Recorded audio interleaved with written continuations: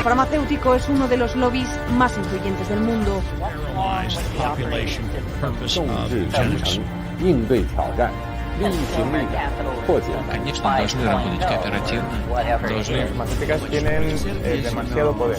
Avecina una gran guerra entre la realidad virtual y la realidad aumentada.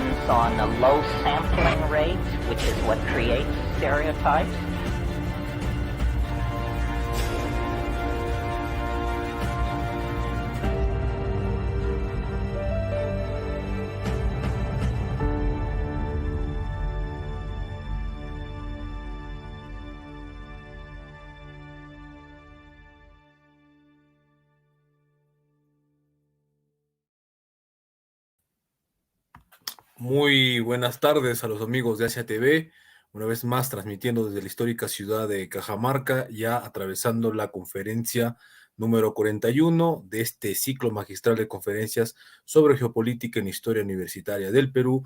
Gracias, por supuesto, a la Universidad Nacional de Cajamarca, con especial mención de su actual rector, Berardo Escalante Sumaeta, sin cuyo apoyo esto simplemente no sería posible. En esta ocasión, como ya tienen entendido, vamos a tener un invitado que por supuesto ya no necesita mucha presentación dentro de lo que es la familia CTV, pero por ahí de repente alguien que se esté conectando recién, que esté conociendo, bueno, es Cristian Lamesa, que alguna vez entrevistamos también en algún programa de Proyecto Patria, y que es un asiduo invitado pues al canal, Asia TV, a diversos medios de habla hispana y de más allá, ¿no? Como RIA Novosti, como TASS de la Federación Rusa, entre otros medios internacionales y de su natal Argentina, especializado en análisis geopolítico y un apasionado de la historia rusa, la geografía y, por qué no, también de aspectos culturales. Sin más que decir, le damos la bienvenida porque vamos a tratar un tema que ya está anunciado. ¿Cómo estás, Cristian? Buenas tardes.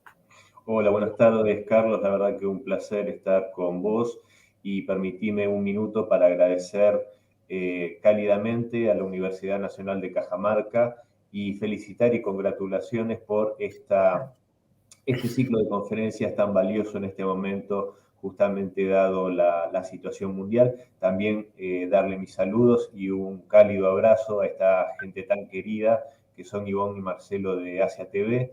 Y, por supuesto, no olvidar al Proyecto Patria. Muchas gracias, Cristian.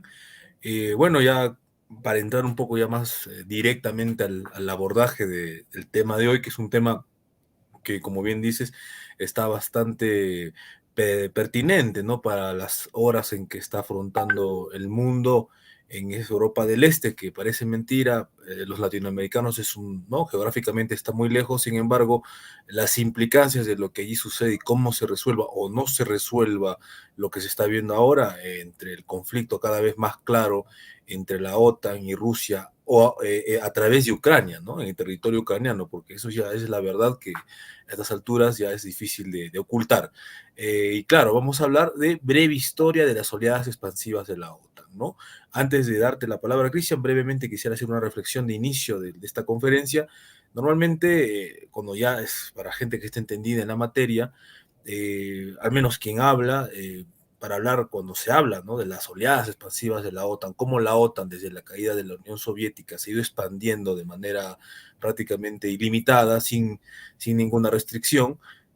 Vemos pues que hay demasiadas perspectivas, demasiadas interpretaciones. Sin embargo, yo siempre recomiendo, al menos cuando se nos consulta, que mejor que los mismos estrategas, diplomáticos o incluso los más grandes diplomáticos norteamericanos, ellos mismos eran adversos a la expansión de la OTAN, sobre todo de los de la escuela realista, digamos, pues, como el señor John Marsheimer, pero antes que él tenía este diplomático, George Kennan, por ejemplo. George Kennan advertía en su momento, gran diplomático de los que ya prácticamente no existen, que no debería expandirse la OTAN, puesto que esto generaría sentimientos patrióticos nacionalistas dentro de Rusia y generaría a su vez un presidente absolutamente nada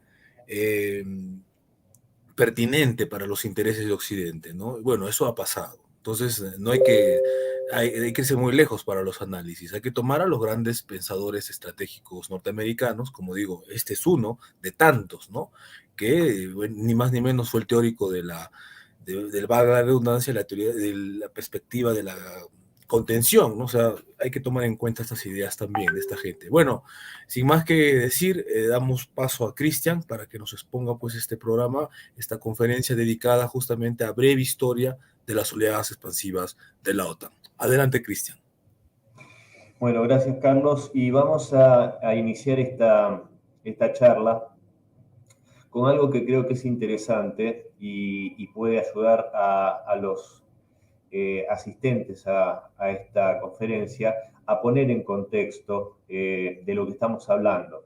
Porque no nos vamos a limitar a lo que son las oleadas expansivas de la OTAN, como bien decías, Carlos, sino también al significado justamente que tiene esta organización militar, incluso desde su génesis y pasando por la caída de la Unión Soviética, por supuesto, su permanencia como alianza militar, pese a que ya no tenía demasiado sentido que así fuese, y llegando hasta nuestros días. La puesta en contexto inicial yo creo que tiene que ver y es importante si nosotros pensamos año 1945, finalizando la Segunda Guerra Mundial, la Gran Guerra Patria, como se le llama al periodo de 1941-1945 en Rusia y en los ex países de la Unión Soviética, ese periodo en el cual la Unión Soviética sufrió una brutal agresión por parte de las fuerzas nazis, lo cual costó ni más ni menos que 27 millones de vidas soviéticas. Esto para que tomemos una real dimensión, porque yo creo que una tragedia de estas dimensiones no pasó en Occidente a esta magnitud. Y la Unión Soviética, si lo ponemos en números, perdió 1 de cada 7 habitantes en esta guerra. En Bielorrusia, por ejemplo, fue un 25% de la población que fue aniquilada, 1 de cada 4. Entonces, y también teniendo en cuenta que era lisa y llanamente una guerra de exterminio contra los pueblos de la Unión Soviética, contra los pueblos eslavos, al igual que como a los gitanos y al pueblo judío, esta ideología perversa nazi los consideraba pueblos inferiores, subhumanos. Entonces, hay que entender en la mentalidad rusa, hay que entenderlo en el gobierno de la Unión Soviética en ese momento, cómo pueden haber sido recibidas las acciones que fue librando la OTAN sistemáticamente en un plan que tenía que ver con el hostigamiento y ser lisa y llanamente una alianza supuestamente defensiva, en mi opinión no lo era ni lo es, justamente contra la Unión Soviética, un país que había sufrido semejante devastación. Yo hago esta introducción porque creo que, como en todos los órdenes de la vida, es importante ponerse en el lugar del otro y tratar de entender y mirar a través de los ojos del otro, no solo a través de nuestro prisma, porque eso seguramente nos puede quitar gran parte de la comprensión de lo que siente y vive el otro. Dicho esto, en la primera imagen, Carlos, que vamos a compartir, se puede ver a justamente los líderes aliados, Winston Churchill, Franklin Roosevelt y Joseph Stalin. Se los puede ver justamente en una de esas fotos emblemáticas que es durante la conferencia de Yalta. Esta conferencia en la cual se delimitaron prácticamente lo que iba a ser el futuro de la humanidad, justamente la creación de las Naciones Unidas, la carta de la misma, y cómo iba a ser más o menos el funcionamiento en cuanto al mundo, al derecho internacional, intentando que no se volviese a repetir una tragedia por lo menos de estas dimensiones. En este punto yo debo decir que la relación especialmente entre Roosevelt y Stalin era una relación de una gran ¿cómo decirlo? Simpatía mutua y un gran respeto. Había una muy buena entendimiento entre estos dos líderes. Winston Churchill, digamos, iba por donde marcaba el camino Roosevelt, pero por supuesto no debemos olvidar que si bien ante la amenaza nazi no dudó en ningún momento en que había que hacer una alianza con la Unión Soviética, una alianza antifascista, ese espíritu anticomunista de Winston Churchill, por supuesto que a la postre iba a generar también ingredientes que tenían que ver con lo que fue después la Guerra Fría. Y hago esta introducción también diciendo que en esto que se acordó en Yalta y que después fue un poco, bueno, ya no me voy a anticipar porque viene ahora, pero digo, en esto que tiene que ver con la delimitación de las zonas de influencia, y esa zona de influencia soviética, por supuesto, en los países del este, hay que entenderlo también desde el sentido de la seguridad que necesitaba la Unión Soviética después de esta tragedia para que no se volviese a repetir. Y para esto voy a decir que, como todos sabemos, la Unión Soviética no fue atacada únicamente por la Alemania nazi. En la invasión contra la Unión Soviética, en 1941, participó Alemania, pero también participó Italia, los reinos de Rumania y Hungría, la República Eslovaca, el Estado Independiente de Croacia y Finlandia. O sea, fue una coalición multinacional sin olvidar también la participación de voluntarios de prácticamente toda Europa. Un caso emblemático, por ejemplo, es el de la División Azul Española, de estos voluntarios falangistas, fascistas, diría yo. Y en la siguiente imagen, o sea, con esto que acabo de decir, yo creo que se entiende claramente justamente por qué la Unión Soviética necesitaba garantizarse su seguridad en sus fronteras a través de gobiernos amistosos y aliados en estos países como Polonia, Rumania, Hungría, etc. Y en esa foto que vemos ahí, esto tal vez una pequeña digresión, pero, y aparte contrafáctica, porque a quienes vemos en esa foto es a Franklin Roosevelt y a Henry Wallace. Henry Wallace fue un personaje muy importante dentro del gobierno de Franklin Roosevelt. Perdón. Fue ministro de Agricultura desde la llegada de Roosevelt al poder en 1933, en sus dos primeros mandatos, y en el tercer mandato fue el vicepresidente de Roosevelt. ¿Por qué lo traigo a colación? Porque este hombre, que era un destacado y promisorio político norteamericano, tenía una afinidad y una ideología muy grande con lo que eran las ideas de Franklin Roosevelt, no así quien iba a ser un personaje central en esta historia, que es Harry Truman, a quien la derecha del Partido Demócrata se lo impone prácticamente a Roosevelt para ser su vicepresidente en su cuarto mandato, ya que se sabía positivamente que la salud del presidente norteamericano era muy débil, que posiblemente falleciera durante ese mandato, tal cual sucedió al inicio del mismo, y por supuesto que si se quedaba Henry Wallace al mando de la Casa Blanca, esto no lo podemos saber porque no sucedió, pero yo arriesgo que hubiese sido muy distinta la historia de la Guerra Fría. De hecho, no hubiese existido porque justamente Henry Wallace se opuso a muchas políticas de Harry Truman, teniendo que finalmente dejar el gobierno, y en las elecciones que gana Harry Truman en el 49, se presenta como contrincante Henry Wallace. Entonces, estas son las cuestiones de la historia que muchas veces justamente cambian, hacen un golpe, un cambio de rumbo, porque justamente el imponerle a Harry Truman en la vicepresidencia a Roosevelt significaba cambiar esa política, esa línea política que tenía Roosevelt, que era, de hecho, Henry Wallace viajó a la Unión Soviética para ver la experiencia de la colectivización de la tierra, de la mecanización, todos los logros que estaban haciendo a través de los planes quinquenales. Y, por supuesto, repito, era un político que no tenía el grado de hostilidad contra la Unión Soviética, que sí tenía gran parte del establishment político norteamericano, y un representante de esto era ese ignoto político del sur de los Estados Unidos, que era Harry Truman. Ya con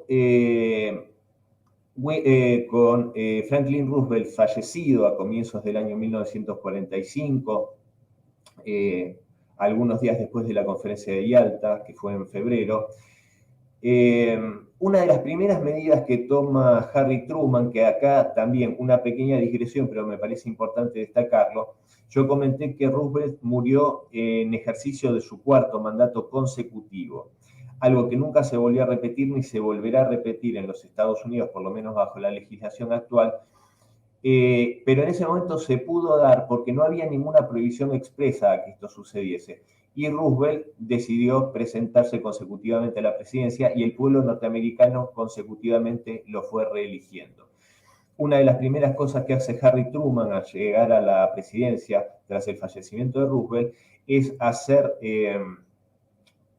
promulgar la 22ª enmienda constitucional, mediante la cual se prohíbe expresamente que cualquier presidente estadounidense sea reelegido por más de una ocasión. Yo acá diría que es el poder real, condicionando el poder político, limitando el tiempo del mandato, que sabemos que el poder político necesita tiempo para consolidarse. Entonces, en definitiva, sería algo así como no vamos a tener que soportar a otro Roosevelt en el futuro por más de 8 años. Este hombre, Harry Truman, a ver si vamos a la siguiente imagen, justamente pasó a la historia, como lo vemos ahí en esa imagen, por ser la persona que ordenó el bombardeo nuclear en Japón sobre Hiroshima y Nagasaki. Y este es un hecho significativo, creo yo, porque Japón, en ese entonces, en agosto de 1941, estaba ya en negociaciones para capitular, estaba prácticamente derrotado. De hecho, las tropas ocupantes en China y en Corea, las tropas japonesas, estaban siendo aplastadas por el Ejército Rojo, que como tal había sido el compromiso en Yalta, Stalin prometió que tras la derrota nazi en Europa iba a necesitar 3 meses para reacomodar las fuerzas, para tomar un poco de aire, y a partir de ese momento se le declaraba la guerra a Japón. Y estaban siendo, por supuesto, aplastados en estos territorios por parte del Ejército Rojo. Por lo tanto, muchos estamos convencidos de que el bombardeo nuclear a Japón no fue ni más ni menos que una demostración de fuerza hacia la Unión Soviética, no a Japón. Entonces, o sea, una amenaza velada. Esto se conecta, por supuesto, con lo que fue posteriormente la política abiertamente de Harry Truman de contención hacia la Unión Soviética. Una política totalmente hostil en la cual en 1949, justamente, y estrenando su reelección presidencial, digamos, él había asumido la presidencia siendo vicepresidente, y en este caso fue reelecto, y una de las primeras medidas que hace es justamente la creación de la alianza militar, la alianza del Tratado del Atlántico Norte. Esta alianza, supuestamente defensiva, pero dirigida a todas luces a hacer una alianza antisoviética, es integrada primitivamente, originariamente. En la próxima imagen podemos ver un mapa, si no me equivoco, Carlos. Ahí vemos la bandera de la Organización Atlántica, que después ya la vamos a ver en otra foto más adelante. Y en la siguiente vemos, déjame esa imagen, Carlos, que ahora vamos a ir a eso. porque, bueno, justamente esta alianza, dijimos, integrada por 12 países en sus inicios: Bélgica, Canadá, Dinamarca, los Estados Unidos, Francia, Islandia, Italia, Luxemburgo, Noruega, Países Bajos, Portugal y el Reino Unido. Es una organización, como dijimos, que supuestamente se tenía que oponer a la expansión soviética en Europa, cosa que en rigor de verdad nunca había ocurrido, porque ya hablamos de lo que se había acordado de acuerdo a zonas de influencia. Y en ese mismo año, en 1949, justamente, se crea la República Federal Alemana, que es, como vemos en el mapa, es la parte de la izquierda, y ese Estado, ¿qué significaba esta acción? A 4 años de la finalización de la Segunda Guerra Mundial, justamente. De hecho, en el mes de mayo, sabemos que el 9 de mayo todos los años se conmemora y se celebra el Día de la Victoria en Rusia, en los países exsoviéticos, y es una fecha muy cara y de mucha reflexión, porque si bien es una fecha de alegría por el triunfo, también es una fecha que entraña mucho dolor por todos esos millones de soviéticos que murieron, y de forma atroz, muchos de ellos, gran parte, en esta guerra.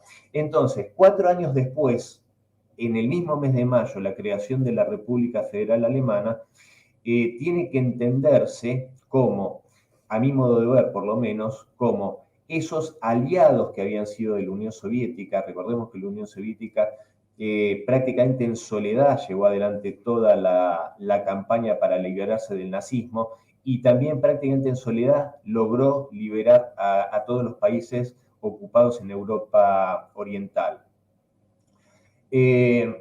Entonces, el tomar partido abiertamente y la creación de esta República Federal Alemana no era más que una provocación y violar los acuerdos que se habían llevado adelante en Yalta, como decía antes. A esta situación de provocación, por supuesto, porque no estaba de acuerdo la Unión Soviética en esta unificación de los 3 sectores de ocupación que en las que estaba dividida Alemania Occidental, que eran el sector británico, americano y francés. Entonces, a espaldas de la Unión Soviética se crea esta entidad nacional, y para el mes de octubre del año 49, la Unión Soviética responde con la creación de la República Democrática Alemana.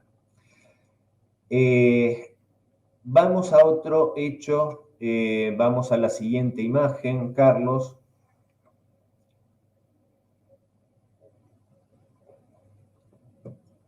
Y en esta imagen lo que podemos ver es cuando en 1955 se incorpora a la República Democrática, a la República Federal Alemana, se la incorpora en el seno de la OTAN. Esto hay que añadir 2 cuestiones. En 1954, un año antes, por aquel entonces líder de la Unión Soviética, Nikita Khrushchev, solicitó el ingreso de la Unión Soviética en la Alianza Atlántica. Esto era con la intención de que, por supuesto, si la Unión Soviética se integraba en este bloque, por supuesto, desaparecía cualquier tipo de posibilidad o de hipótesis de conflicto entre el este y el oeste. A esta petición de la Unión Soviética, la OTAN respondió una tajante respuesta negativa, justamente, y de una forma bastante grosera para lo que son los términos diplomáticos. Y hay quienes dicen que en realidad esto fue simplemente que tenía la intención de ser un golpe propagandístico de la Unión Soviética, y que esas eran sus intenciones y no integrarse a esta alianza. Yo creo que en lo histórico debemos juzgar los hechos y no tanto las intenciones, porque de hecho no las sabemos. Lo que sí sabemos, y es un hecho, que la Unión Soviética pidió el ingreso como una forma de desescalar esta Guerra Fría que estaba naciendo. Y como decía antes, y es lo que vemos en la imagen, 10 años, justamente 10 años después de la derrota de la Alemania nazi en la guerra, en el mismo mes de mayo parecería que Occidente tiene una fijación en ser, digamos, en usar estos simbolismos, pero justamente el 6 de mayo, a 3 días de conmemorarse el 10º aniversario de la victoria, en el Día de la Victoria en la Unión Soviética, se le dé el ingreso a la República Federal Alemana en esta organización. Una organización abiertamente antisoviética, una organización que el fin justamente era ese, oponerse a la Unión Soviética. Entonces, ¿cómo puede ser recibido por el gobierno soviético, por el pueblo soviético, esta acción? Que un país que de hecho 10 años antes había causado tal aniquilación y tal destrucción en la Unión Soviética, fuese recibido en una alianza militar, cuya finalidad es hostigar y oponerse justamente al gobierno soviético.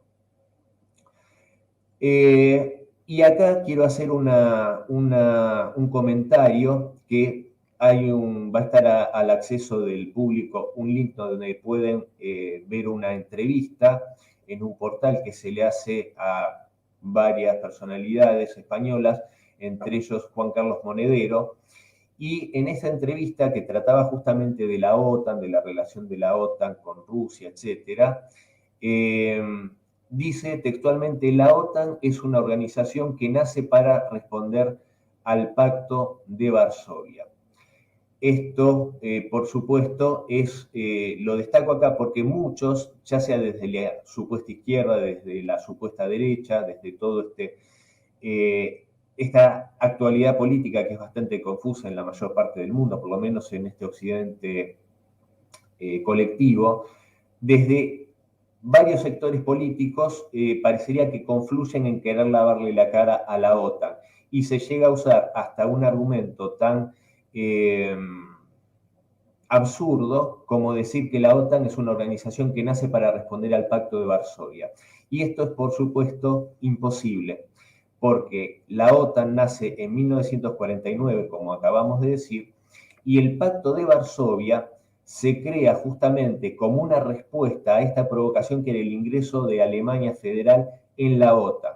Entonces, dada esta situación, justamente es que la Unión Soviética convoca a sus países, los países de su órbita de influencia, que eran Polonia, Bulgaria, Rumania, Alemania, la República Democrática Alemana, los países de esa órbita, a justamente conformar una alianza militar que pueda responder a la OTAN.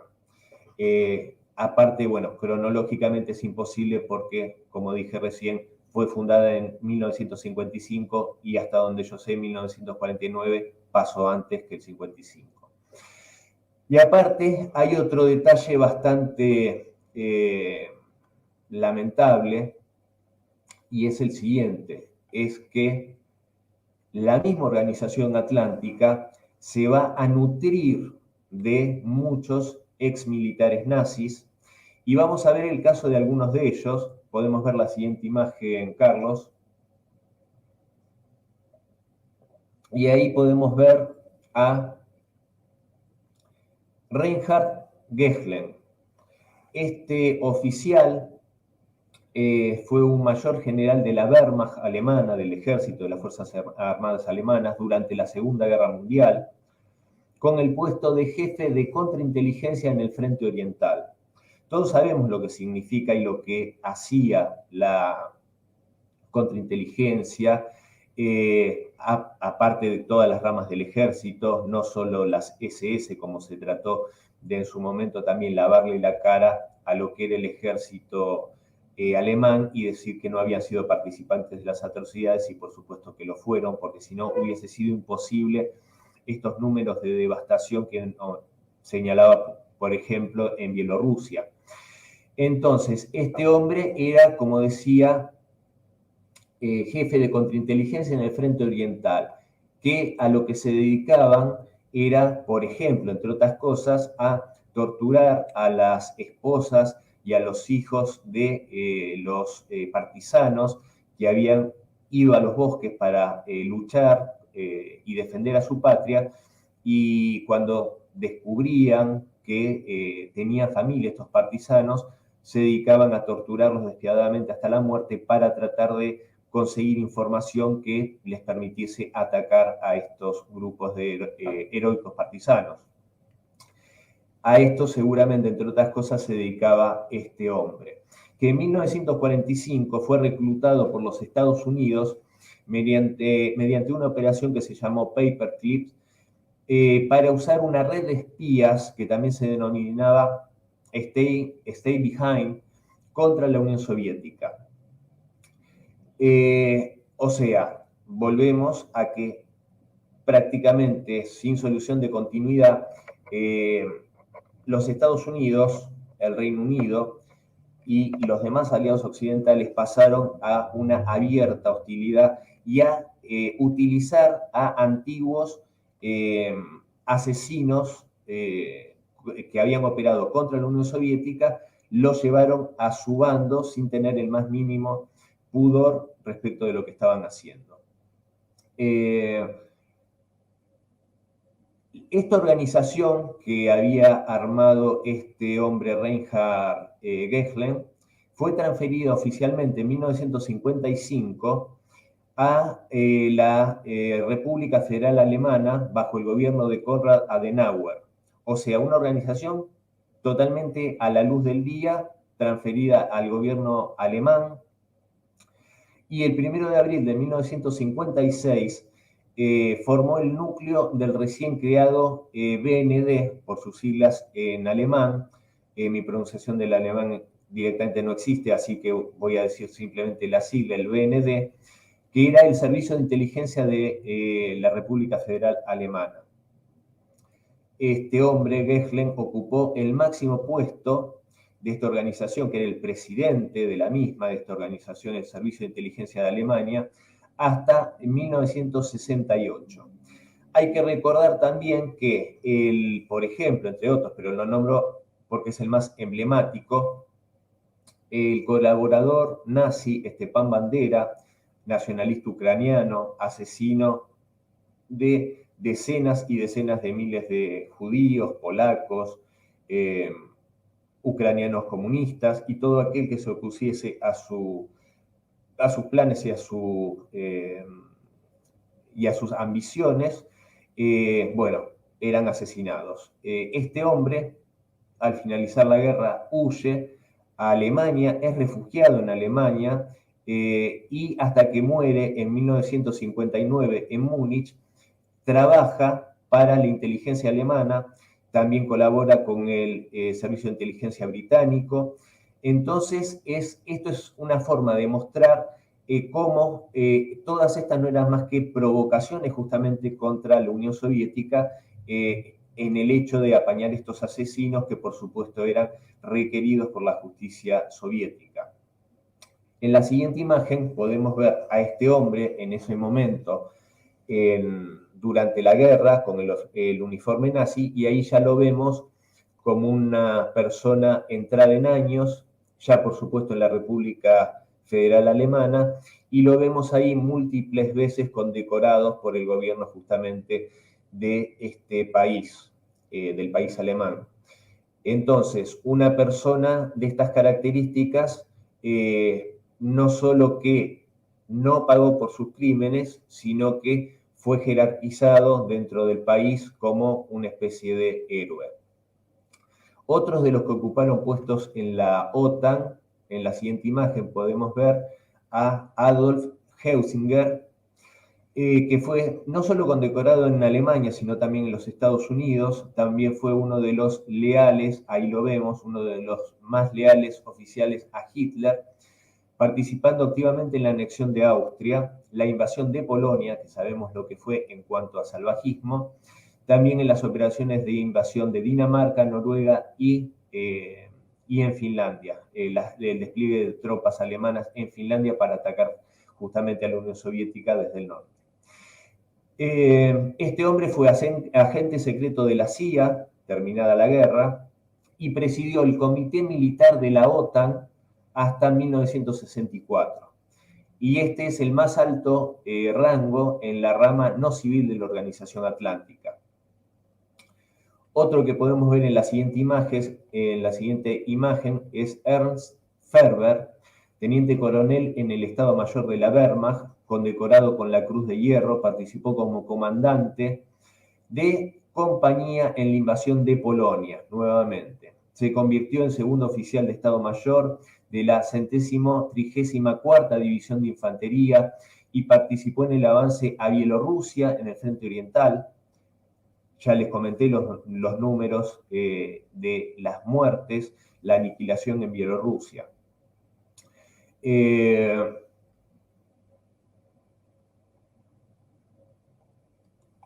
Al final de la guerra, este hombre, Ferber, fue hecho prisionero por los Estados Unidos, pero fue liberado en otoño de 1945.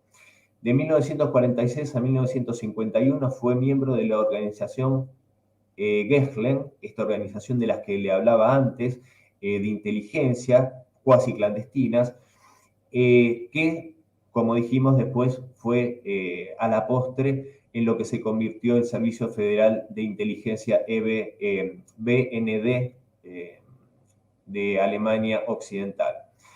Y este hombre aparte fue comandante en jefe de las Fuerzas Aliadas de Europa Central de la OTAN entre 1973 y 1975. En la siguiente imagen vamos a ver a Hans Spiedel, teniente general nazi y jefe de gabinete de uno de los más destacados mariscales de campo, Erwin Rommel. Spiedel era un conservador nacionalista que estaba de acuerdo con los aspectos territoriales de las políticas del régimen nazi. O sea, no tenía ningún tipo de disidencia, ni lo había manifestado tampoco, respecto a la política expansionista e invasora de la Alemania nazi. Estaba totalmente de acuerdo con las mismas. Este hombre pasó a formar, una vez finalizada la guerra, por supuesto, pasó a formar parte del ejército alemán de Konrad Adenauer como asesor y supervisó la integración de las tropas alemanas en la OTAN. Posteriormente fue nombrado comandante supremo de las fuerzas terrestres aliadas de la OTAN en Europa Central entre 1957 y 1963. Y el último que vamos a ver como muestra de estos militares alemanes que tuvieron participación activa y destacada en la OTAN está Johann von Kielmansegg, perdón por mi alemán, oficial del Gabinete General del Alto Comando del Ejército Nazi, donde llegó a ser coronel y comandó varios regimientos en el terreno en Polonia, Francia y la Unión Soviética. De vuelta, campañas, en particular la de Polonia y la Unión Soviética, de las más sangrientas de las que hubieron en la Segunda Guerra Mundial. Tras la confrontación bélica, ingresó a la Armada Alemana y ascendió a general de brigada y llegó a los más altos cargos de la OTAN como comandante en jefe de las Fuerzas Especiales en Europa Central en 1967. Y este estado de cosas siguió, por supuesto, y el siguiente hito que podemos remarcar acá es la justamente reunificación alemana, ya llegando en el tiempo a 1990. Y esta reunificación de Alemania, de hecho, también tuvo una significación fuerte porque Alemania, la República Democrática Alemana, pasó a ser parte de la República Federal y, por supuesto, a formar parte de la OTAN, lo cual, por supuesto, era algo que no podía ser demasiado bien visto, a pesar de que se accedió a esto el gobierno de aquel entonces de la Unión Soviética de Mikhail Gorbachev. En la siguiente imagen, Carlos, a ver, ahí vemos justamente dos emblemas, a mi modo de ver, de justamente lo que vino después de la reunificación alemana, y fue justamente la disolución de la Unión Soviética en 15 países. Por supuesto que sabemos que estamos viendo a Mikhail Gorbachev y estamos viendo a Boris Yeltsin. Gorbachev, último presidente de la Unión Soviética; Boris Yeltsin, primer presidente de la Federación Rusa actual. Por supuesto, en la siguiente imagen vamos a poder ver un mapa, si no me equivoco. Exactamente, ahí lo que vemos justamente es cómo la Unión Soviética estaba compuesta por 15 países y este desmembramiento justamente redujo a Rusia en un gran porcentaje de su territorio, de lo que era el territorio soviético, que hay que recordar también que era incluso más grande lo que era el territorio del Imperio Ruso. Entonces, la Unión Soviética, como heredera del Imperio Ruso, era, por supuesto, parte de estos países de la Unión Soviética. Después de la disolución de la Unión Soviética y todos estos países formando países independientes, por supuesto que esto condujo a la disolución del Pacto de Varsovia, esta alianza militar que tenía como contracara la Organización Atlántica.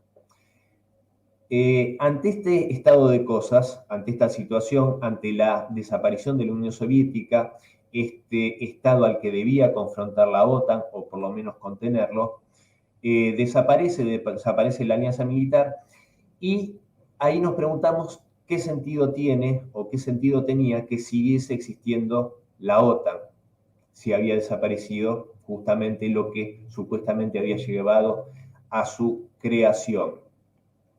Bueno, a pesar de esto, que es, considero yo lógico pensarlo, que no tenía más razón de ser la Organización del Tratado de las Naciones del Atlántico Norte, perdón, lejos de dejar de existir, vio, tras la caída de la Unión Soviética, una sucesiva ola de expansiones hacia estados, hacia países que habían formado parte de la esfera de influencia de la Unión Soviética.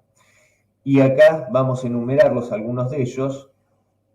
Creo que tenemos un mapa después justamente mostrando... déjame esa imagen que después voy a hacer referencia a eso, pero voy a hacer una recopilación, digamos, de cómo fueron esas oleadas. Dijimos en 1990, al reunificarse Alemania, por supuesto la República Democrática Alemana pasa a formar parte de la OTAN. En 1999, durante el gobierno de Boris Yeltsin, Hungría, Polonia y República Checa ingresan en la Organización Atlántica. Estos tres países, como dijimos antes, parte de la esfera soviética, de estos estados que fueron hostiles contra la Unión Soviética antes y durante la guerra, y después habían sido justamente estos países aliados, estos países en esta zona de influencia que tenía que ver con garantizarse la Unión Soviética la seguridad en sus fronteras, mediante gobiernos amistosos. Esto no queda acá porque en 2004, tan solo 5 años después, Bulgaria, Eslovaquia, Eslovenia, Estonia, Letonia, Lituania, Rumania se integran también a la Organización Atlántica. Acá hay que señalar que justamente los países bálticos no es que eran países de la zona de influencia soviética, sino que eran estados de la Unión Soviética, eran países componentes de la Unión Soviética, con lo cual esto ya nuevamente es otra provocación por parte de este occidente a una Rusia, a una federación rusa que no había dado más que muestras de amistad para con Occidente. durante toda la década del 90. De hecho, con Boris Yeltsin como presidente, creo que no podía haber alguien al frente del Kremlin con más simpatía por el liberalismo y lo que era el mundo occidental. A pesar de esto, seguían esta oleada de expansión. En 2004, cuando ingresan los países bálticos, por supuesto, era una Rusia que recién se estaba levantando tras el ascenso a la presidencia en el año 2000 por parte de Vladimir Putin. En 2009 se hace otra oleada de expansión, que es Croacia y Albania, Montenegro en 2017, Macedonia del Norte en 2020, y en este año pudimos ver cómo Finlandia se sumaba a esta organización con una frontera de 1.400 kilómetros con la Federación Rusa, ampliando estas amenazas justamente sobre las líneas estatales, las fronteras estatales del país euroasiático, y estamos a la espera de qué sucede con Suecia, ya que su unión también a esta alianza está ahora en manos del Congreso turco. Y acá voy a mencionar un textual que me parece bastante interesante, y es lo que dijo hace algo así como un año aproximadamente Jens Stoltenberg, secretario general de la OTAN, cuando dijo, respondiendo en cierta medida a los requerimientos de seguridad de Putin, que si Rusia, no, esto fue antes porque fue antes del inicio de la operación especial militar, dijo textualmente Jens Stoltenberg, Rusia solo tendrá más OTAN si busca tener menos OTAN en sus fronteras. O sea, una provocación totalmente abierta y descarada. Ahora bien, en la siguiente imagen, Carlos, ahí vemos a la participación y el discurso que brinda Vladimir Putin el 10 de febrero de 2007 durante la Conferencia de Seguridad de Múnich. Ahí también en la descripción van a poder encontrar un link donde se puede escuchar totalmente el discurso subtitulado del líder ruso. Y en este discurso, que es sumamente interesante, porque les dice cara a cara a los líderes europeos como Angela Merkel, ahí estaba el senador John McCain, que después lo vamos a ver en otras actuaciones, y a todo este occidente colectivo le dice ni más ni menos que no se tolera más un mundo unipolar, que no puede seguir adelante esta política de provocación hacia Rusia, que se muestra como un aliado y sin embargo siguen poniendo bases militares en países que eran parte de la zona de influencia o parte mismo de la Unión Soviética, amenazando a Rusia. Entre otras cosas muy importantes y muy interesantes que dijo el líder ruso, destacaba que no es posible seguir con este mundo unipolar y que es necesario justamente ir a un mundo multipolar porque no se puede, no es lógico seguir en esta situación en la cual hay un solo hegemón y que cree que tiene la autoridad y el derecho a llevarse por delante a todos los demás países. Por supuesto se refería a los Estados Unidos. Esto dijimos que fue el 10 de febrero de 2007, este discurso, diría yo, histórico. Un poco más de un año después, en abril de 2008, se da la cumbre de la OTAN en Bucarest. En esta cumbre se da la promesa de incorporación para Georgia y Ucrania en el seno de la OTAN. O sea, las palabras que pronunció Putin, sumamente contundentes y avisando que justamente Rusia no va a tolerar que se la siga amenazando de esta manera, justamente se hace esta provocación de invitar o sugerir la invitación a estas dos, nuevamente, ex repúblicas soviéticas. de Georgia y de Ucrania. O sea, lo que pidió Putin que dejase de suceder no hacía más que incrementarse. Ahora bien, hay un detalle a tener en cuenta, y es que según los estatutos de la OTAN, no puede ingresar un país que tenga conflictos bélicos internos o cuestiones territoriales no resueltas.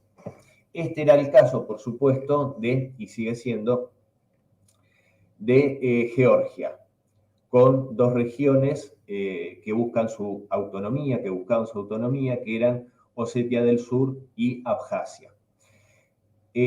Dada esta cláusula en la OTAN, justamente el presidente georgiano, Mikhail Saakashvili, seguramente consideró con este apañamiento de la OTAN, este envalentonamiento que le genera a estos países para usarlos como ariete contra Rusia en este caso, que debía y podía justamente recuperar el control sobre estos dos territorios, Osetia del Sur y Abjasia.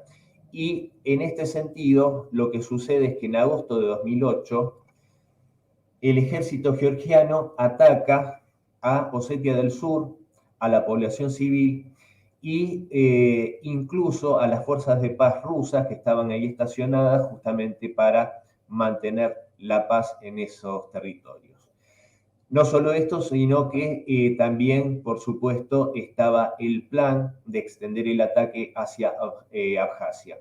En ese momento, el presidente de la Federación Rusa era Dmitry Medvedev, y como podemos recordar, en muy pocos días, menos de una semana, fueron las fuerzas rusas las que restablecieron la paz y protegieron a los territorios y a las poblaciones de estos territorios, que sin duda la idea era hacer en toda regla una limpieza étnica de estos ciudadanos que se sienten parte de Rusia, se sienten identificados con la cultura, la lengua y las tradiciones rusas y no querían ser parte de este país georgiano, dada la hostilidad justamente que se ha azuzado desde Occidente contra justamente Rusia. En la siguiente imagen, Carlos, podemos ver, bueno, ahí está el presidente Putin dando justamente este discurso histórico. Y en la siguiente imagen vamos a ver, como para poner en contexto justamente el mapa de Georgia, la frontera que tiene con Rusia. También, por supuesto, no escapa este detalle la intención de la OTAN de llevar a la alianza militar a este país. Y vemos ahí destacadas las regiones hacia la derecha de Abjasia y justamente en el norte de Georgia a Osetia del Sur. La siguiente imagen podemos ver justamente a Mikhail Saakashvili con ese trato totalmente cercano para con Estados Unidos, en este caso con el presidente George Bush Jr. Y justamente este político georgiano, nacionalizado ucraniano también, estudió Derecho en universidades norteamericanas y era, por supuesto, un peón de las políticas del Departamento de Estado, como tantos otros políticos en estos países. En la siguiente imagen lo podemos ver con otro emblemático político norteamericano, ya fallecido este hombre, el senador McCain, que da la casualidad que siempre estaba en los lugares donde estallaban estas revoluciones de colores y todo este tipo de acciones que tenían que ver con justamente enemistar a antiguos países aliados de Rusia con el Kremlin. En la siguiente imagen podemos ver justamente a John McCain en la plaza Maidán durante esos hechos trágicos del año 2014, iniciado en noviembre de 2013 y terminado este golpe de Estado el 22 de febrero de 2014, y vemos cómo se repiten esas caras, este senador norteamericano con a sus espaldas líderes políticos ucranianos de abierta tendencia neonazi, como por ejemplo este integrante del partido Svoboda, que tiene abiertamente esta ideología antirrusa, antisemita y hostil a todo lo que no sea puramente ucraniano. Esta situación justamente es otra provocación. Acá hay que recordar otro hecho, que es la Revolución Naranja como antecedente al Maidán. Esta Revolución Naranja que duró esta desestabilización desde noviembre de 2004 hasta enero de 2005, y fueron los eventos que concluyeron con que se le arrebatase las elecciones que había ganado Víktor Yanukovych. Podemos recordar que se habían desarrollado las elecciones en Ucrania.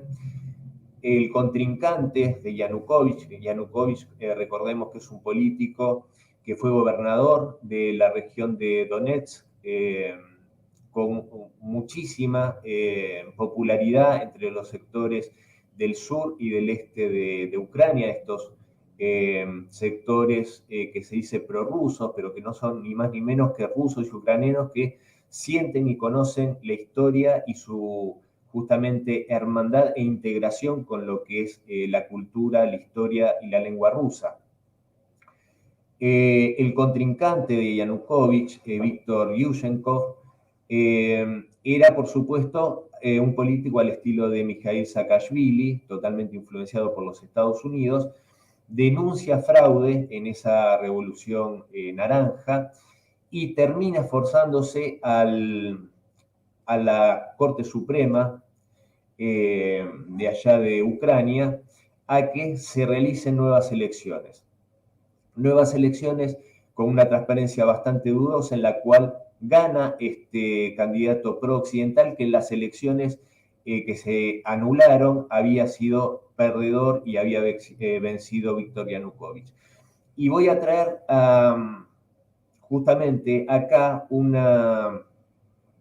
algo que dijo en un reportaje Víktor Yanukovych, y es que él no insistió en impugnar esta elección bastante turbia en la cual supuestamente gana Yushchenko, porque él quiso evitar la posibilidad de que se desatase una guerra civil en el país.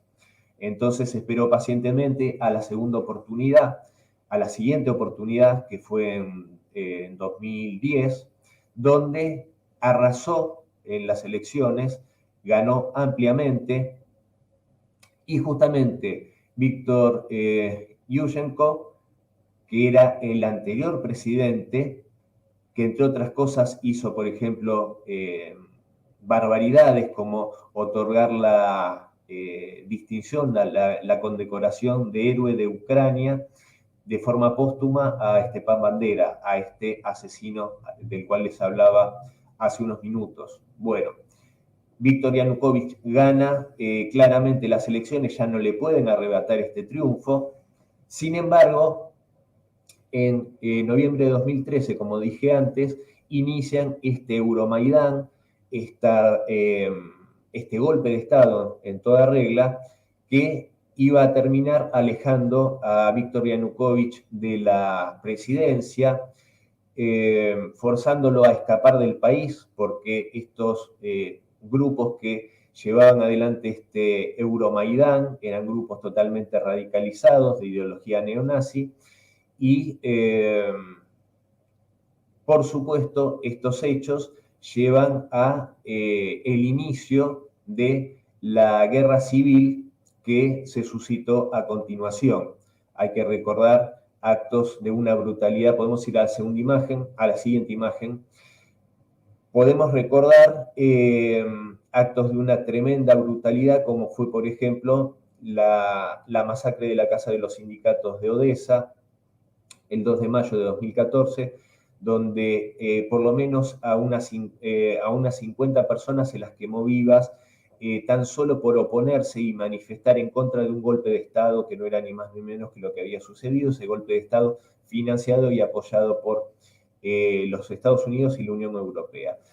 Esta población, que repito, en la zona del Donbass, en toda la zona del oriente ucraniano, del sur, había ganado con mucha holgura Viktor Yanukovych, y esta población, por supuesto, no quería aceptar pasivamente no solo este gobierno, esta dictadura, este gobierno golpista que había asumido la dirección del país, sino que se enfrentaba a arbitrariedades como la prohibición de la lengua rusa como una de las lenguas oficiales, junto con el ucraniano y lenguas de otras minorías étnicas en el país ucraniano.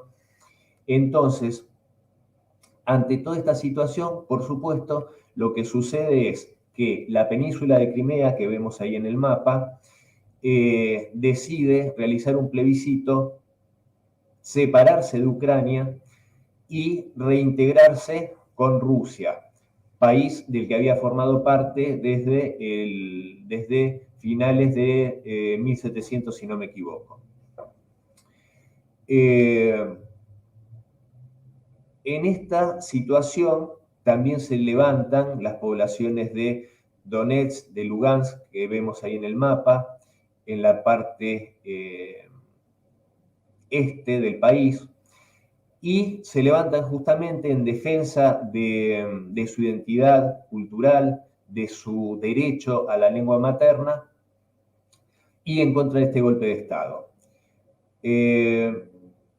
Lo que hace, con lo que responde Kiev, es, o sea, la junta que había derrocado a Yanukovych, y posteriormente el presidente Petro Poroshenko, lo que hacen es declarar una operación antiterrorista contra la población del Donbass.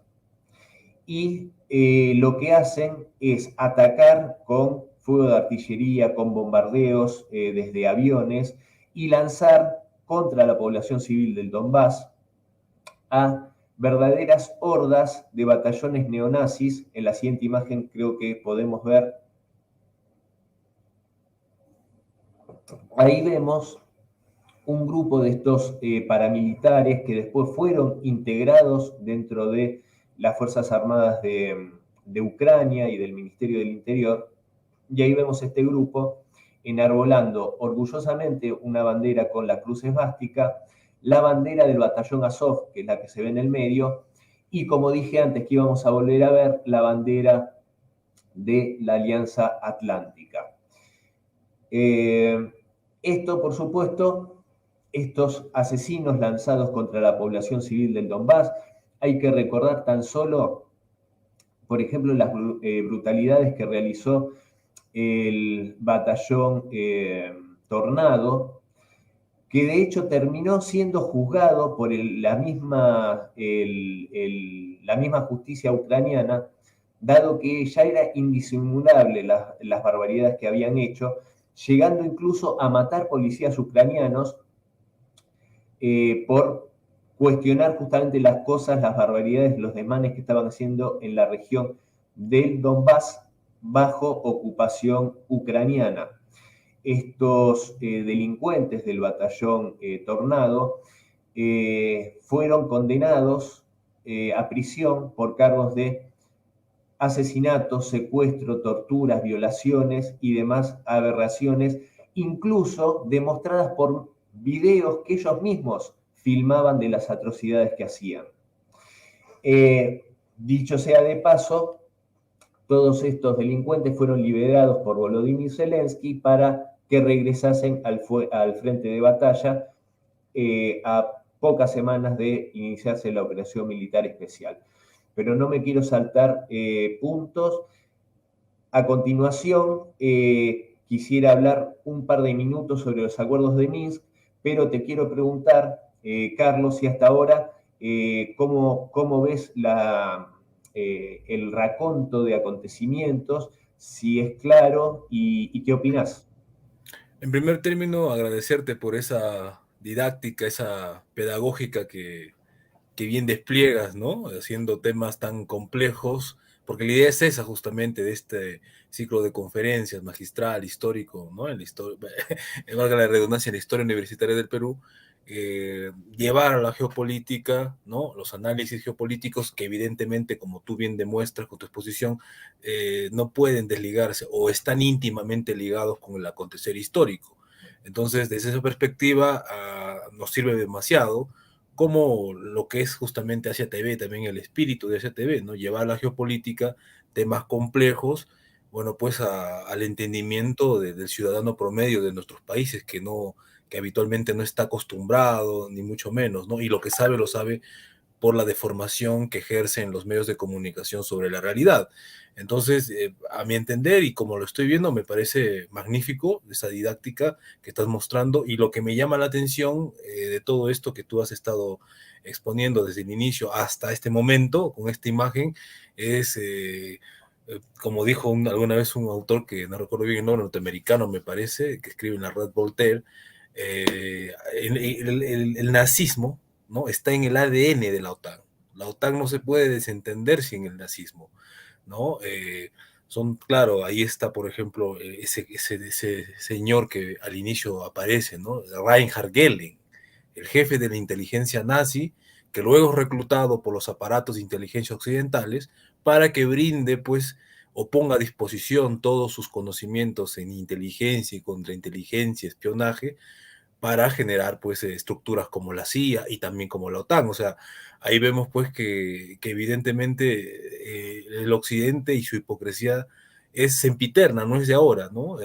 Vemos cómo es que supuestamente se luchó contra el monstruo del nazismo y al final de cuentas se termina reclutando, sin mencionar también por extensión la operación Paperclip, que también va en esa tónica, ¿no? Pero para este caso específico, la OTAN, su creación ¿no? de la Organización del Atlántico Norte, Reinhard Gehlen, ya estamos hablando de palabras mayores, ¿no? Y es importante que eso se sepa, es importante lo que tú estás exponiendo hasta la actualidad para que veamos cómo es que no es una casualidad en absoluto, para nada, de lo que está pasando en Ucrania, ¿no? Batallones neonazis paramilitarizados, incorporados dentro de la milicia regular, dentro del ejército regular, dentro de la policía, y todo lo que han hecho desde el 2014, desmanes, atrocidades, incluso lamentablemente, ¿no? Han sido recientemente liberados por el gobierno de Turquía, el gobierno turco, ¿no? Erdogan es otro detalle también nada menor, saliendo un poco del escenario.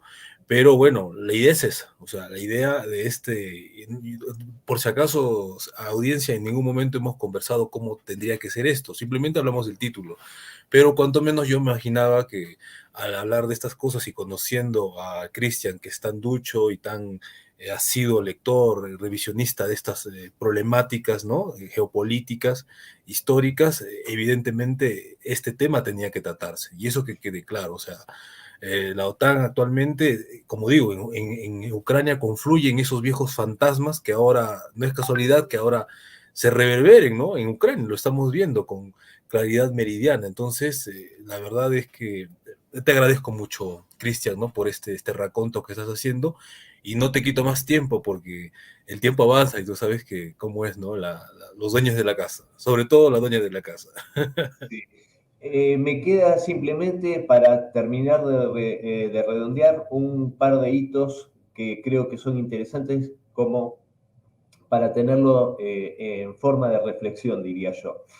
Y es mencionar los acuerdos de Minsk I, los primeros acuerdos que se firmaron en septiembre de 2014, en los cuales participaron, por supuesto, el gobierno de Kiev, en ese momento encabezado por Petro Poroshenko, Rusia como garante junto a Francia y Alemania, por supuesto con los auspicios de Bielorrusia, que era justamente el anfitrión de estos acuerdos. Y la segunda parte, los acuerdos Minsk II, de febrero de 2015. ¿Qué significan estos acuerdos? ¿Qué significaron? Que mediante los mismos se acordaba, valga la redundancia, que justamente Kiev y los rebeldes del Donbass, estas poblaciones y estos grupos de autodefensa que se vieron obligados a armarse para responder a este golpe de Estado y a este ataque por parte de estos individuos, por parte de hecho, el aparato, la totalidad del aparato estatal ucraniano, porque de hecho, Carlos, a los pensionados en Donbass se les suspendió el pago de jubilaciones. Se cortó el suministro de agua. O sea, se hicieron todo Cristian, sí. disculpa que te interrumpa, pero me parece importante. O sea, sobre lo que mencionas, eso es parte de la política, bueno, si se quiere, nacional que ha tenido el régimen ucraniano respecto a la región del Donbass. Incluso hay, de momento, lamentablemente no los tenemos a la mano, pero es de público conocimiento y se puede acceder incluso a videos, a grabaciones, donde en sendos mítines el expresidente ucraniano Petro Poroshenko hablaba justamente de lo que tú estás mencionando, hablaba y llamaba a la población, ¿no? Bueno, mientras nuestros hijos, o sea, refiriéndose a los ucranianos étnicos y genéticos, claro está, vamos a estar, van a ir a la escuela con tranquilidad, ¿no? Sus hijos, o sea, refiriéndose a los hijos de la gente del Donbass, van a estar en sótanos, ¿no? ¿A qué hace referencia eso? ¿Que van a bombardear? O sea, eso ya lo había dicho en más de una ocasión y la verdad es que esto no pasa, no se ve dentro de los medios de comunicación occidentales estas declaraciones, porque de por sí ya harían cambiar la mentalidad a muchos, ¿no? De que realmente Occidente está apoyando a un régimen abiertamente neonazi, heredero claro, del nazismo ucraniano encabezado por Bandera, a su vez subordinado de la Alemania nazi. O sea, ¿qué está pasando acá? Ahí se ven muchas cosas. Solamente quería complementar con eso, estimado Cristian, disculpe. Es un aporte muy interesante el que haces, porque justamente, como vos bien decís, esas declaraciones tremendas que hizo Petro Poroshenko, en Occidente todo eso se trata de ocultar para vender esa ficción respecto a el ataque sin provocación generado por Rusia, ¿no? Como que en el este ucraniano estaba todo en calma y de repente Putin una mañana se levantó de mal humor y dijo, porque hay quienes incluso dicen que Rusia tiene ambiciones territoriales. Es el país más grande de la Tierra. No te escucho, no se te escucha. Digo, se cortó un poquito. ¿Podrías repetir lo último? Unos 10 segundos, por favor. No, lo que digo es que al público de Occidente, los medios, controlados por supuesto en su gran mayoría por los intereses económicos de Estados Unidos a través de fundaciones y embajadas, justamente ocultan toda esta información, ocultan lo que pasaba y a raíz de qué el presidente Putin tiene que ordenar la operación militar especial. Fíjense que no es un hecho trivial que en Georgia, como dijimos hace unos minutos, este presidente que fue también puesto en el poder a través de estas revoluciones de colores, la revolución de terciopelo, creo que se llamó la de Georgia, Mikhail Saakashvili, buscan por medio de la violencia generar situaciones en las cuales Rusia tenga que intervenir, porque Rusia, las autoridades de Rusia ya dijeron, justamente a raíz de esto que sucedió en Georgia, que Rusia no va a tolerar que se maten rusos en ningún lugar. Refiriéndose, por supuesto, tenemos que recordar, como dijo el presidente Putin, que la caída de la Unión Soviética fue la máxima catástrofe geopolítica del siglo XX. De la noche a la mañana, millones y millones de ciudadanos que eran parte de un solo país, que era la Unión Soviética, de repente se despertaron en otro país en el que aparentemente en ese momento pasaban a ser extranjeros. Pero dicho esto, volviendo en la siguiente imagen, no recuerdo qué tenemos, pero bueno, ahí está, perfecto. Vamos a tener en espera esa imagen porque quiero remitirme nuevamente a los acuerdos de Minsk 1 y 2, que significaban que con la garantía de Francia, Alemania y Rusia se tenía que propiciar el diálogo entre Kiev y los rebeldes, digámoslo así, del Donbass, y llegar a acuerdos que tenían que ver con otorgar una amplia autonomía a estas regiones para que dentro de la soberanía ucraniana, manteniéndose dentro de la soberanía política de Kiev, pudiesen tener la libertad de usar su lengua materna libremente, no como hasta ese momento que estaba prohibido por ley, que pudiesen tener toda una serie de libertades, pero dentro de la soberanía ucraniana, que no es ni más ni menos que lo que sucede con las regiones autonómicas en España. O sea, que no es algo que fuese a ser lamentado por las autoridades de Kiev, porque seguiría manteniendo la soberanía sobre estas regiones. También, obviamente, habían otras cláusulas que, por supuesto, fueron violadas por Kiev sistemáticamente, como la que ordenaba el cese de la utilización por ejemplo, artillería. Se tenía que suspender ese tipo de hostilidades y dar paso a las negociaciones. Esto, desde 2014 y 2015, como decía recién, fue violado sistemáticamente, no solo por Kiev, sino por la pasividad de Francia y de Alemania. Y la única parte que cumplió todo lo acordado fue, paradójicamente, Rusia, que incluso no había reconocido la independencia de ninguna de estas dos repúblicas del Donbass, de Donetsk y Lugansk. No solo esta pasividad, sino que hace meses atrás pudimos asistir a declaraciones de Petro Poroshenko, de François Hollande y de Angela Merkel por separado, pero coincidiendo todos en que los acuerdos de Minsk se habían firmado con el solo fin de ganar tiempo para que la OTAN pudiese armar y fortalecer a Ucrania. O sea que fue una estrategia en la cual se burlaron de Rusia, se burlaron de la parte que respetó un acuerdo, justamente el Kremlin, con el solo fin de prepararse para justamente lo que iba a venir, que es esta guerra que está sucediendo en Ucrania de la OTAN contra Rusia. Esto nos lleva a pensar algo que es fundamental, creo yo, que es hasta qué punto Rusia va a poder volver a confiar en Occidente, si es que alguna vez sucede. Por otro lado, hay que recordar de ese momento, 2014, 2015, hasta la actualidad, justamente, esa insistencia en que la OTAN reciba en su seno a Ucrania. Algo que, por supuesto, el presidente Putin dijo innumerables veces que no podía ser aceptado porque no se puede poner en juego la seguridad del Estado ruso.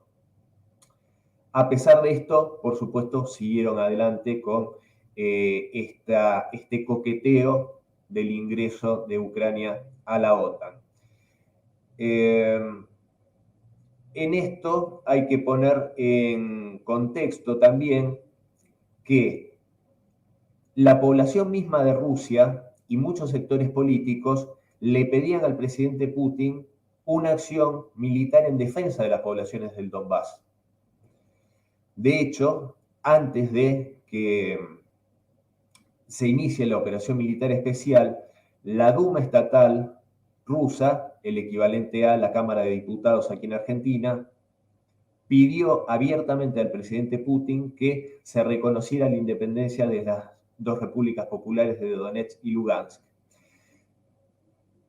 Y el 16 de febrero del año 22, del año pasado, porque muchos recuerdan el 24 de febrero y dicen el día que Rusia invadió Ucrania, sin ninguna provocación, porque Putin se levantó de mal humor ese día. Pero hay que recordar que el 16 de febrero, o sea, 6 días antes del reconocimiento de la independencia y 8 días antes del inicio de de la operación especial militar, ese día 16 de febrero se inició una violentísima serie de bombardeos de artillería contra las regiones del Donbass, lo que preanunciaba una ofensiva a gran escala que iba a derivar ni más ni menos que en un genocidio de esta población. Pero fue exponencial el incremento de los bombardeos, como si yo te dijese de 1 a 500. También hay que atarlo a otro hecho, el retiro de del personal de la OSCE, de la Organización para la Seguridad y la Cooperación en Europa, que estaban destinados en el Donbass para justamente supervisar el cumplimiento de este alto al fuego y el no uso de armamento pesado. A esos funcionarios se los retira del terreno. Por supuesto, es una jugada de Occidente para dar vía libre a Ucrania en esta ofensiva brutal. Dicho esto, por supuesto, ahí recordamos que el 22 de febrero se reconoce la independencia de las dos repúblicas. 2 días más tarde se inicia la operación especial militar que va a conducir finalmente, aunque esto es una historia en desarrollo, a la liberación de otros territorios como es Zaporozhye, Jersón, y cuyas poblaciones en plebiscitos multitudinarios, incluso bajo el fuego enemigo, el fuego ucraniano, votaron mayoritariamente por incorporarse a la Federación Rusa. Acá hay un hecho, y con esto ya voy cerrando, Carlos, hay un hecho que es muy interesante. Ucrania, que no necesitó más que firmar un papel para separarse de la Unión Soviética, allá por 1991, al igual que sucedió justamente en este desmembramiento de la Unión Soviética, tenía esa potestad de independizarse, pero parece que esa misma libertad, ese mismo derecho a la autodeterminación se lo niega a los pueblos del Donbass, se lo niega desconociendo la reunificación de Crimea con Rusia, le niega a estas poblaciones el derecho a elegir no vivir bajo la dirección estatal de un gobierno que no hace más que bombardearlos y de intentar matarlos y que mata a sus hijos, que le suspendió el pago de las jubilaciones, como decía antes, a los pensionados y que hizo todo tipo de atrocidades. Entonces, para cerrar, y por supuesto que esto creo que lo tenemos que entender en el contexto justamente de una provocación de la OTAN contra Rusia, poner justamente en juego la vida de esta población rusa para justamente no dejarle otra salida al presidente Putin que tener que ir en auxilio e iniciar esta operación que no hace más que incrementar la peligrosidad con armamentos cada vez más sofisticados y como los aviones estos F-16 que ya anunció el Kremlin, que este armamento va a ser considerado como una agresión nuclear porque tiene la capacidad para, desde los F-16, lanzar bombas nucleares, entonces ese riesgo es inadmisible. Ahora, preguntémonos qué hubiese pasado si estos acuerdos de Minsk, que fueron violados y desconocidos, hubiesen sido cumplidos por Kiev. La situación de hoy sería no tener esta guerra, no hubiesen muerto los cientos de miles de ucranianos que han sido lanzados a una picadora de carne sin ningún sentido. Ucrania conservaría la soberanía sobre todas las regiones justamente que tenía antes del 24 de febrero. Y todo esto justamente provocado por este occidente colectivo. Y ya cerrando, ahí en esa imagen que tenemos en pantalla, que es de la televisión española, dice: Putin no da marcha atrás, anuncia una misión especial en el Donbass. Y claro, ¿cómo va a dar marcha atrás, Carlos? Si lo único que demostró desde 2007, incluso diría desde su llegada al gobierno, es coherencia. Siempre dijo lo mismo, siempre pidió las garantías de seguridad, que no se menoscabe la seguridad de Rusia a través justamente de este rodearlo y amenazarlo a través de la OTAN. Y finalmente, vos recordarás que en diciembre del año 21 fue que finalmente fueron rechazados también de una forma muy grosera esos acuerdos que había propuesto Moscú para una seguridad mutuamente vinculante y jurídicamente vinculante entre la OTAN, Estados Unidos y Rusia. Fíjate cuánto dolor, cuánta muerte nos hubiésemos ahorrado, se hubiese ahorrado la humanidad y se hubiese ahorrado Rusia y Ucrania puntualmente, si esta ambición y esta locura guerrerista de Occidente, encarnado en la OTAN y en Estados Unidos, hubiesen entrado en razones. ¿Cuánto sufrimiento se hubiera podido evitar si hubiera habido un poco más de sensatez por parte de, no sé si decir liderazgo, en todo caso, entre comillas, occidental, lamentablemente, ¿no? Y esto te lo traigo a colación porque hasta el mismo Kissinger, en un libro no muy de este año, de fines del año, de este año, hablaba solamente sobre la falta de liderazgo de Occidente, de los líderes europeos principalmente en este contexto. ¿Quién sabe de haber sido, no sé, de que Macron haber tenido el temple de Gaulle, ¿no?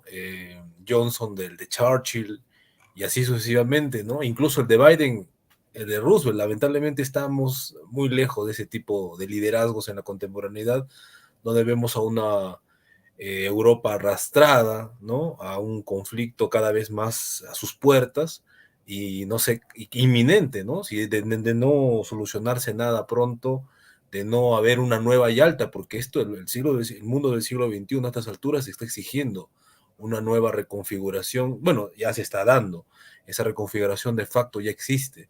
Es lo que se llama, ¿no?, la multipolaridad en emergencia, es una realidad.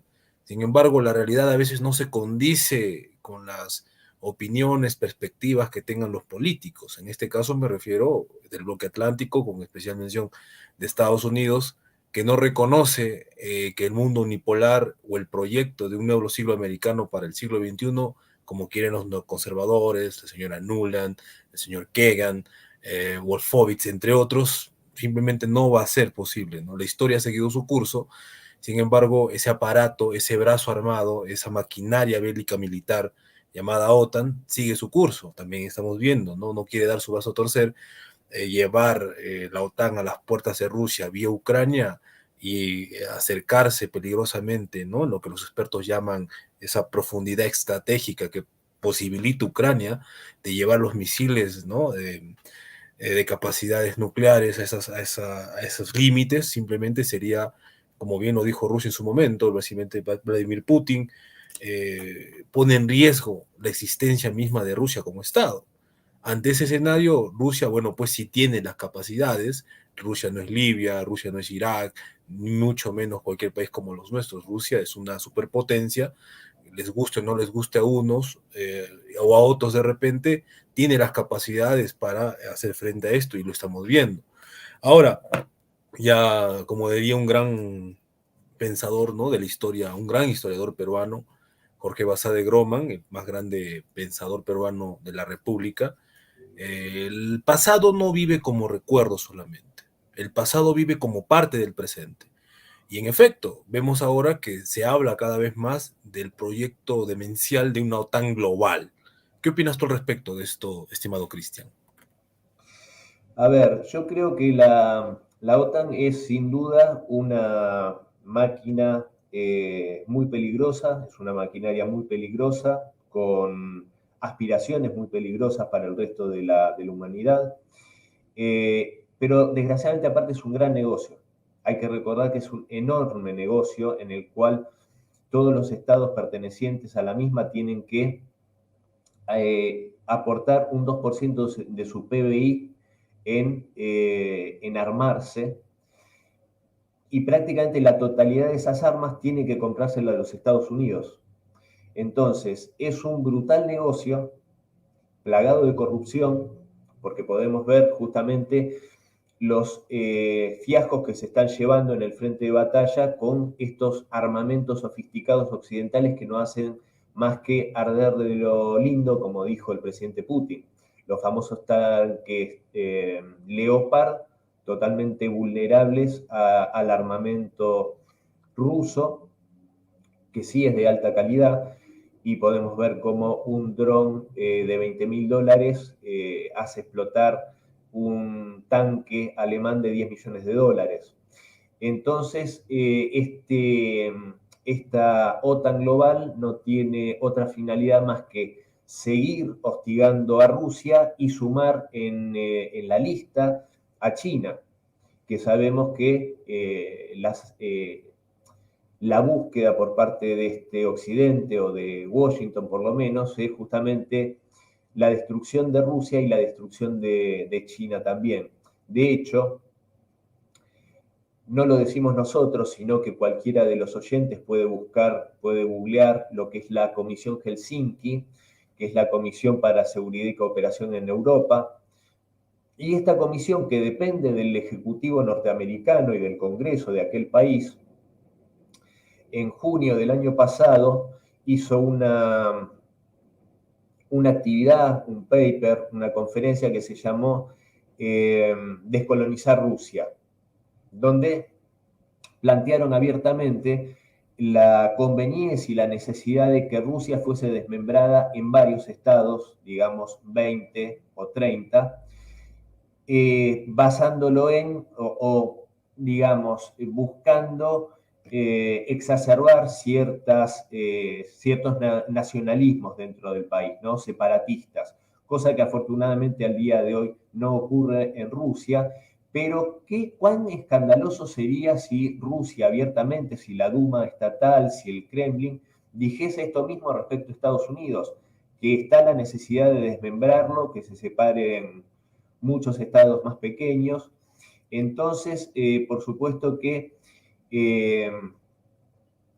la finalidad de la OTAN no es ni más ni menos que la destrucción como país de Rusia y de China, finalmente. Cosa que yo considero, sí, imposible que suceda, pero que la búsqueda sencillamente de esto, repito, pone a toda la humanidad en riesgo. Entonces, sinceramente, coincido con las palabras que mencionabas de Kissinger, porque lo más riesgoso es que los líderes occidentales hoy no hacen más que demostrar ignorancia, torpeza, falta de templanza y actitudes que son prácticamente suicidas, como la ministra de Exteriores alemana, Annalena Baerbock, diciendo dislates semejantes como que Alemania está en guerra con Rusia, que Putin tiene que cambiar y dar un giro de 360 grados para que puedan hablar con él, y demás muestrarios no solo de falta de carácter político, sino incluso de ignorancia y de falta de conocimiento.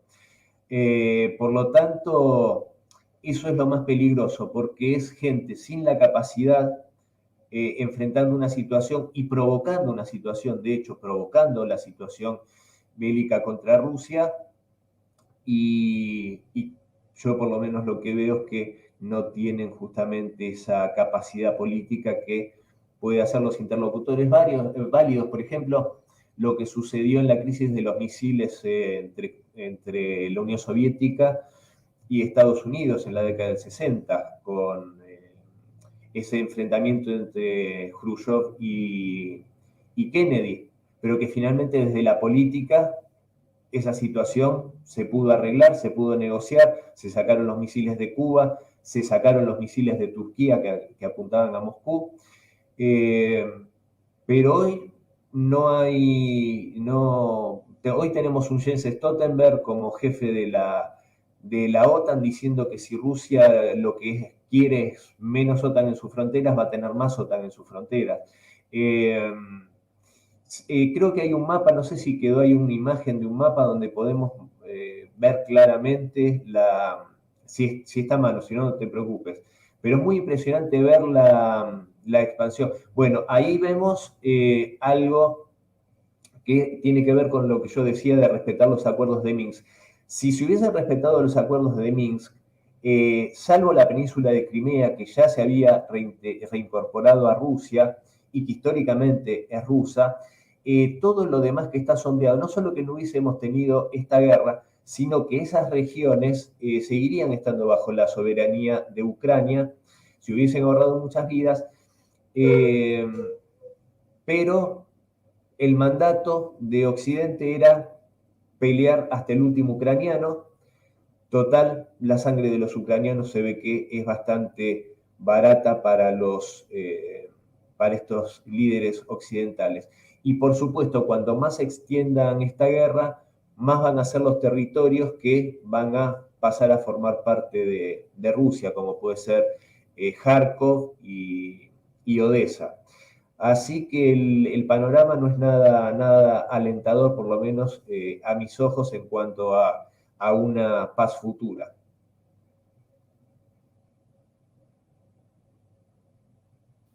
Bueno, magistral exposición de Cristian en la mesa, una vez más. A quienes lo conocen y a quienes no lo conocen pueden seguirlo en diversas plataformas, incluso también en su propio canal, La Verdadera Política, ¿no? La Verdadera Política, la política exterior, obviamente, la geopolítica. Cristian, muchas gracias de verdad por esta exposición tan magistral, tan pedagógica, tan didáctica, para en 1 hora con 35 minutos lograr tener una visión, noción general, ¿no?, de lo que es la OTAN y su despliegue a lo largo de la historia, ¿no?, al este de Europa, precisamente, ¿no?, que ese es el lugar más importante, el objetivo a lograr, ¿no? Y también esas críticas que podemos hacer a partir del estudio de su despliegue histórico, como menciono, de las críticas que podemos actualmente, ¿no?, hacer a ese intento, a esa pretensión de generar una OTAN global. Bueno, Cristian, de verdad no quisiéramos más aprovecharnos de tu tiempo. En Proyecto Patria, en Asia TV, las políticas son siempre claras, no aprovecharnos más de la cuenta de la disponibilidad de nuestros invitados, para así volverlos a tener consecutivamente.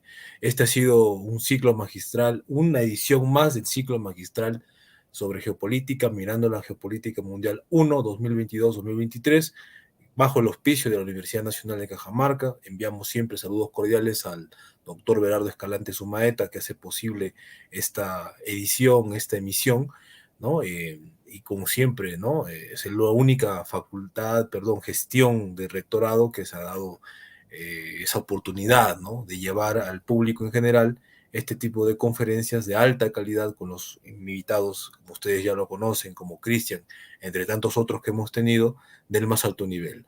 Una vez más, aquí su servidor, Carlos Mamaña Aliaga, director del Tanque de Ideas del Gabinete de Reflexión Crítica y Estratégica Proyecto Patria, transmitiendo desde la histórica ciudad de Cajamarca. Cristian, muchas gracias. Tus palabras finales, por favor. Bueno, vuelvo a mencionar lo que dije en un principio. Mi agradecimiento a vos, Carlos, que sos un amigo, darme esta oportunidad para hablar con tu audiencia, con la audiencia de la Universidad Nacional de Cajamarca, felicitar a esta institución prestigiosa por acompañar en esta iniciativa de Proyecto Patria, y también agradecer nuevamente a Ivonne y a Marcelo de Asia TV, que hacen para la divulgación de estas cuestiones que justamente son tan escondidas por los medios oficiales en Occidente, resguardando los intereses justamente de los Estados Unidos y sembrando confusión entre los pueblos para que no veamos claramente dónde está el amigo y dónde está el enemigo. Así que considero que tu labor es sumamente importante, Carlos. Me sumo nuevamente a tu felicitación y agradecimiento al rectorado de la universidad, y yo, bueno, no siento más que agradecimiento y orgullo por haber podido estar brindando esta charla, y espero que, bueno, sea de provecho para el público asistente. Muchas gracias, Cristian, muchas gracias a la audiencia, como siempre. Bueno, reitero una vez más, acá su servidor, Carlos Fernando Mamán Aliaga, de Proyecto Patria desde Cajamarca, Perú. Atentos a la próxima edición, que viene el próximo viernes, la próxima semana, y bueno, siempre atentos también pues a sus comentarios, sugerencias, y gracias por todo, de verdad. Sin ustedes, sin la audiencia, edición número 41, 41ª entrega, no sería posible, de verdad, ¿no?